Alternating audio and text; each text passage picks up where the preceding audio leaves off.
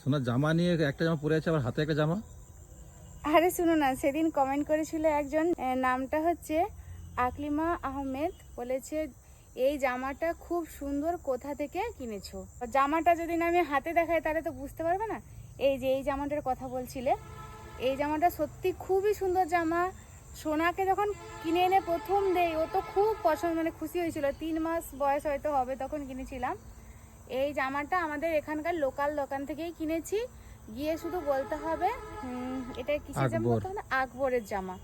গিয়ে বলতে হবে যে ছোট বাচ্চাদের আকবরের সুতির জামা, বললেই এই জামা দেখতে পাবেই পাবে। এবার বিভিন্ন রকমের কালারের, তোমাদের পাশাপাশি লোকাল দোকানগুলোতে বলবে যে আকবরের সুতির জামা বেবিদের জন্য, বেবি বয় বেবি গার্ল সবারই পাবে। জামাটা সত্যি খুবই সুন্দর। সোনাকে এটা আমরা রাতে নাইট ড্রেস হিসেবে পরাই। শীতকালে, গরমকালে তো অবশ্যই পরাতাম, আর শীতকালেও পরাই, তারপর সোয়েটার টোয়েটার পরিয়ে দেই।